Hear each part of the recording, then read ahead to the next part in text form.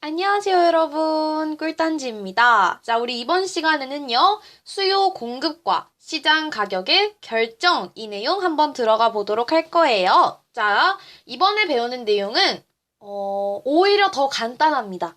네. 하나만 알게 되면 다 괜찮거든요. 자, 그럼 지금부터 바로 시작해 보도록 할게요. 자, 우리가 수요, 그리고 수요 법칙에 대한 내용부터 함께 시작을 해보도록 할 겁니다. 자, 우리가 시장에 나오면요, 그 물건을 사러 나온 사람들을 쉽게 볼 수가 있습니다. 그죠? 그 물건을 사러 나온 사람들을 우리는 뭐라고 이야기를 하냐? 소비자라고 이야기합니다. 맞나요? 맞죠? 이 소비자라고 우리가 이야기를 해주게 되는데 소비자가 어떠한 상품이 있어요. 그 상품을 나 저거 너무 사고 싶다. 사려고 하는 그 욕구를 우리는 수요라고 이야기를 해요. 그리고 그 특정한 가격 1,000원의 상품을 사고 싶어 해요. 그 1,000원짜리의 가격에서 사고 싶어 하는 그 상품의 양을 수요량이라고 이야기를 합니다. 자, 일반적으로 가격이 오르게 되면요, 수요량은 감소하겠죠. 우리는 만약에 예를 들어 드릴게요. 2,000원짜리 물건이 있고요. 4,000원짜리 물건이 있어요. 우리는 같은 물건인 경우에는 당연히 이걸 2,000원짜리를 사겠죠. 이와 같은 말입니다. 가격이 오르면 수요량은 감소할 거고요. 가격이 내리면 수요량은 증가할 것입니다. 자, 그래서 이와 같은 가격과 수요량의 관계를 우리는 수요 법칙이라고 합니다. 그래서 우리는 이것을 그래프로 나타내 볼 거거든요. 그래프로 나타내보면 어떤 식으로 나타낼 수가 있냐면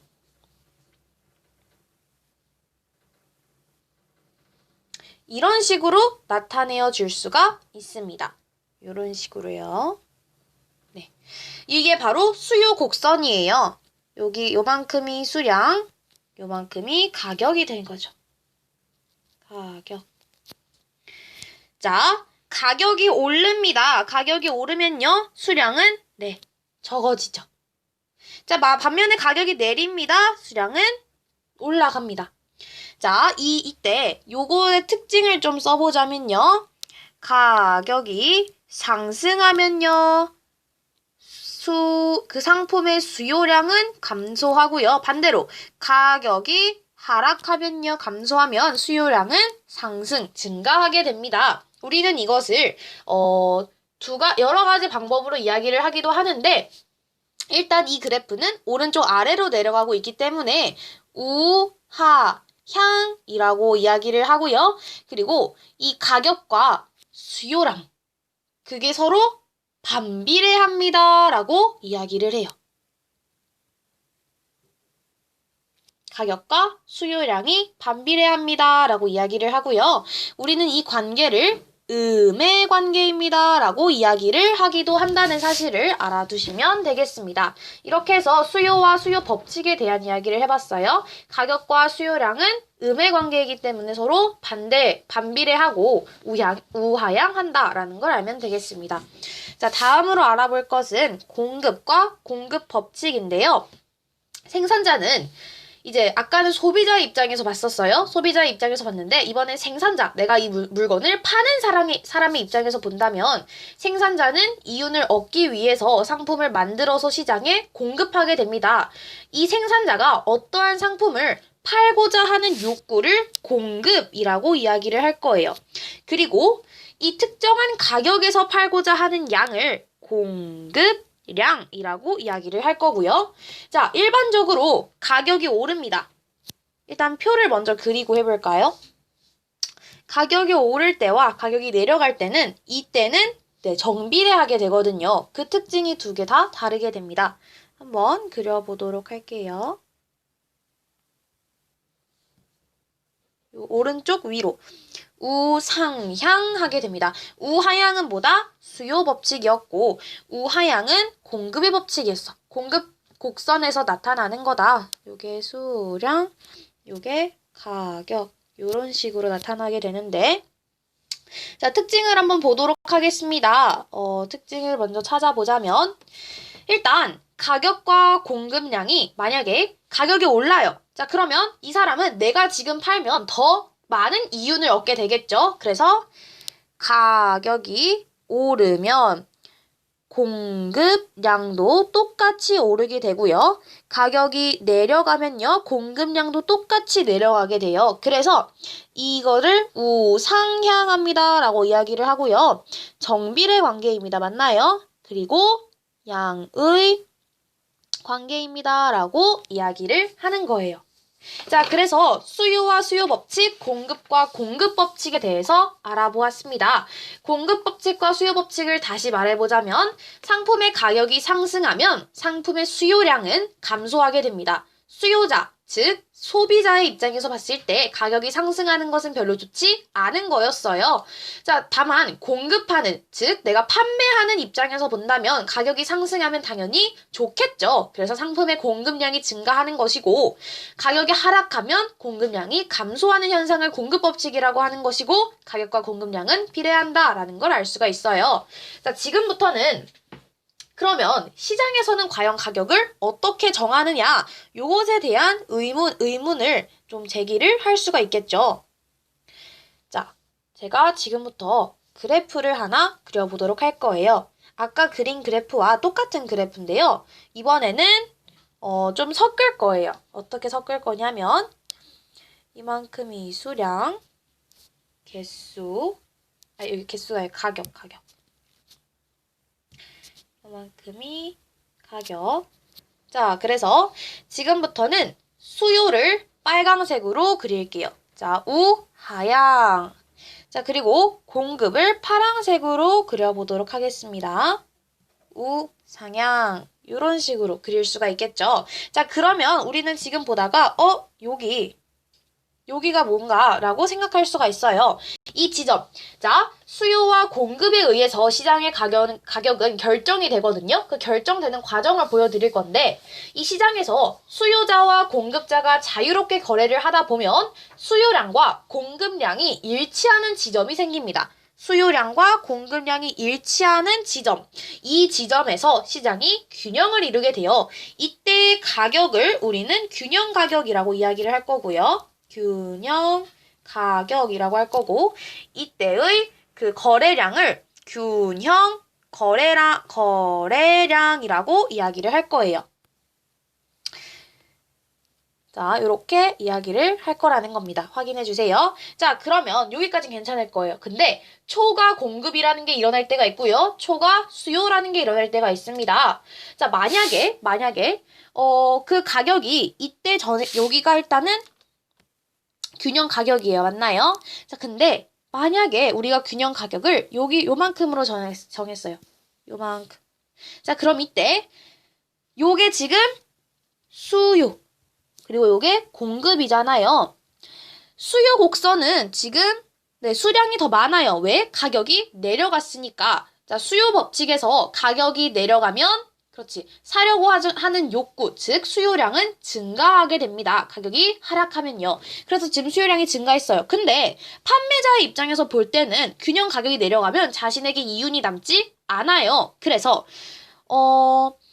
이때 공급자에서는 이 균형 가격이 내려가니까 그렇지. 공급량이 감소하게 됩니다. 자, 그러면 사려고 하는 사람이 더 많아요. 그죠? 사려고 하는 시장의 공급량이 수요량보다 더 적다는 거죠. 이때는 수요량이 공급량보다 더 많기 때문에 이 사람들이 수요를, 그러니까 사고자 하는 사람들이 팔려고 하는 사람보다 더 많기 때문에 이 사고자 하는 사람들이 내가 더 돈을 많이 낼게요. 나한테 파세요. 라고 하면서 점점 균형 가격으로 올라가게 되는 거예요. 자, 그럼 또 반대의 상황을 좀 보도록 할게요. 만약에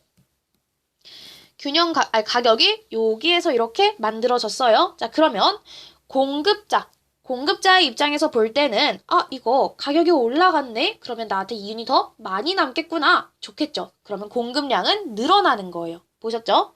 자, 근데 수요자의 입장에서 보면요. 수요를 하려는 소비자의 입장에서 봤을 때는 이 똑같은 물건인데 불구하고 이렇게 돈이 많이 나가면 나는 안 사야겠다. 수요량이 뚝 떨어지게 됩니다. 자, 그러면 이때는 팔려고 하는 공급자들이 내가 더 싸게 팔게요 라면서 균형 가격으로 내려가게 되는 것이죠. 자, 그랬을 때 만약에 공급량이 수요량보다 많을 때, 이때가 되겠죠? 공급량이 수요량보다 많을 때를 우리는 초과 공급이라고 이야기를 할 거고요.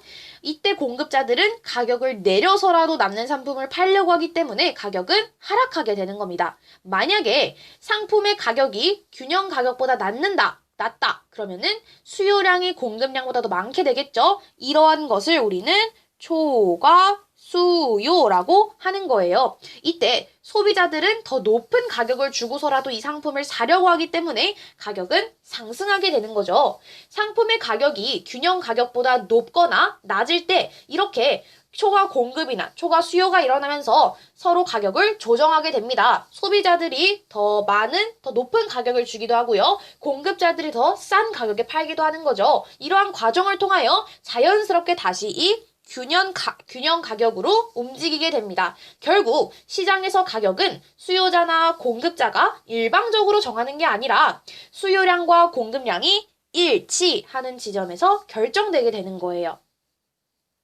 되셨나요? 자, 이렇게 우리는 알아볼 수가 있었습니다. 라는 겁니다. 자, 그러면 다음으로 넘어가 보도록 할게요. 자, 우리가 이 시장 가격이 하는 기능에 대해서 좀 알아보는 시간을 가지도록 할 거예요. 시장 가격이 어떠한 기능을 할까라고 생각해보자는 거죠. 우선 가격은 경제활동의 신호등이다라는 이야기가 있어요. 시장 가격은 소비자들이 시장에서 무엇을 얼마나 살지, 생산자들은 무엇을 얼마나 만들어 팔지 결정하도록 도와주는 신호등의 역할을 한다는 거예요. 자, 이 말이 무슨 말인지 설명을 해드리도록 할게요. 일단 가격은 경제활동의 신호등입니다 라는 말이 있을 정도로 이게 되게 유명하다는 거예요. 만약에 소비자의 입장에서 한번 보도록 할 거고요. 생산자의 입장에서 한번 보도록 할게요. 자, 소비자, 만약에 가격이 상승한다. 그러면 이때 소비자의 수요량은 가격이 상승했으니까 사고 싶지 않을 거예요. 그래서 수요량은 감소하게 돼요. 만약에 가격이 하락한다면 수요량은 증가하게 되는 것이죠. 자, 생산자 입장에서 볼게요. 자, 가격이 상승합니다. 그러면 내가 팔았을 때 이윤이 더 많이 남겠죠? 그러면 공급량은 증가하게 되는데 가격이 하락했을 때는 내가 이윤이 더 많이 남지 않아요. 그래서 네, 맞습니다. 공급량은 감소하게 돼요. 빵 가격의 상승은 소비자에게 빵 구매량을 줄이라는 신호로 작용합니다. 왜? 나한테 이득이 되게 하기 위해서죠. 또한 생산자에게는 빵 생산량을 만약에 빵 가격이 상승했을 때는 그 빵 생산량을 늘리라는 신호로 작용이 한다는 거예요. 만약에 빵 가격이 하락했어요. 그러면 소비자들은 구매량을 늘리게 되겠고요. 생산자들은 생산량을 줄이게 되겠죠. 그러한 신호가 된다는 거예요. 이 가격이. 자, 또한 시장 가격은요. 자원을 효율적으로 배분하도록 도와주게 됩니다. 이 말이 무슨 말이냐? 자, 자원을 효율적으로 배분하세요라는 이야기라는 거예요. 자, 만약에 소비자의 입장에서 보자면요. 시장에서 가장 큰 만족을 얻을 수 있는 소비자가 상품을 구입하게 되는 것이죠. 만약에 나는 이것도 좋고 저것도 좋아. 그러면 둘 중에 아무거나 해도 상관없어요. 근데 난 무조건 이게 필요해. 난 무조건 이 0.5 볼펜이 필요해. 0.5mm 볼펜이 필요해. 그러면 그 소비자가 이 볼펜을 구입하게 되는 겁니다.